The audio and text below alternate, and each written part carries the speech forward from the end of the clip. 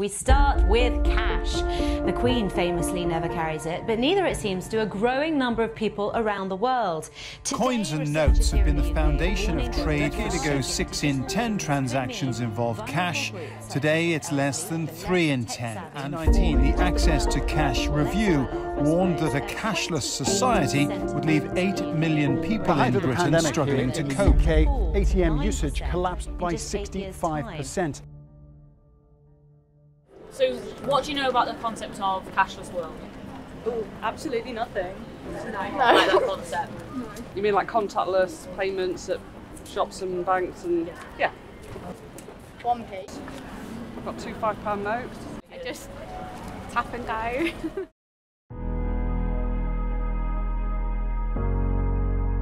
So hello, my name's Andrew McDonald. I'm a potter. This is the 4th shop or workshop I've had, so I've been doing it a long time, started in 1987. My name's Adele Billinghay, I'm a glass artist and I work at the Harding House Gallery. My name's Richard Sylvester, I'm in my 60s just. I'm a freelance music teacher and street musician. That's my main activities these days.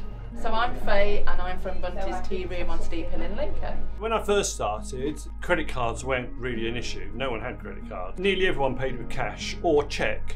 But when we moved here 10 years ago, it soon became clear that we were going to need a credit card machine. I'm happy to accept cards, and people are using phones and watches and whatnot more and more. I'm happy to accept that.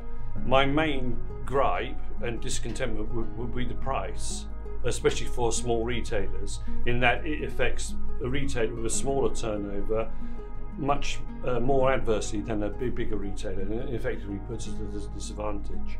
I don't think it'll affect me massively. I think it'll just increase my card bills. I have noticed since the pandemic it has been a lot more card. Cashless world means you do everything off your phone. You've got to have an app on your phone, you've got to have a working phone with a bit of charge in it, and rely rather a lot on technology, which isn't always that reliable. People will often buy more things if they're buying on a card. They'll only have a certain amount of cash in with them, and sometimes they will walk around and they'll pick several things up. If they're paying on a card, they don't see it in the same way as, oh yes, I'm paying this amount of money. They'll just say, oh well, that's just all coming out the bank, and we actually benefit from that as a gallery. It doesn't concern me, it doesn't worry me thinking, oh my gosh, you know, if cash doesn't come, you know, because it is a card world.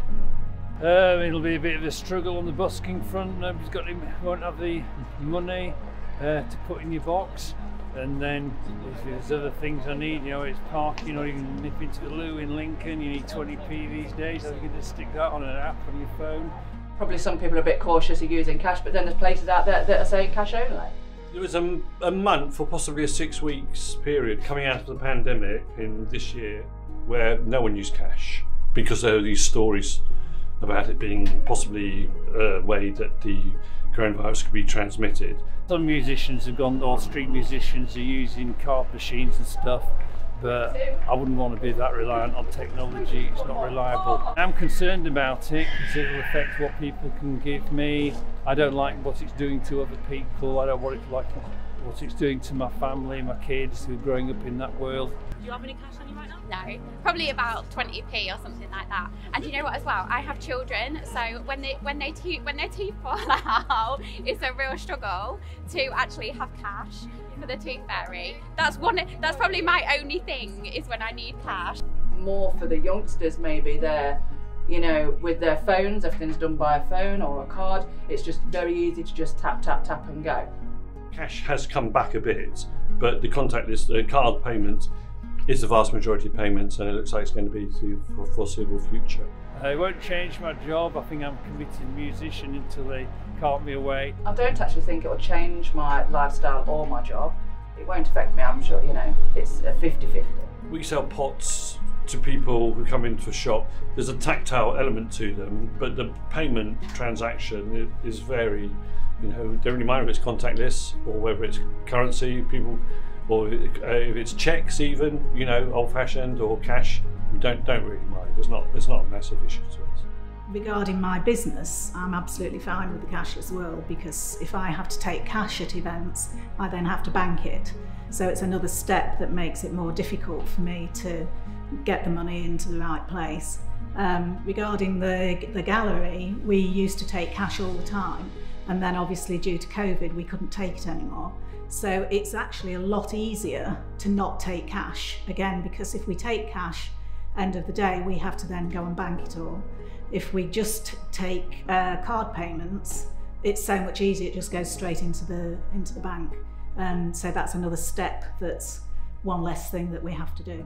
I think cash will always be there, certainly for what we do. I think we're always going to be taking cash. As long as people keep spending, it doesn't really matter how it comes in, as long as they keep spending, and we can keep selling the artwork for all the artists and keep paying the artists in some way. It all comes out of a bank, so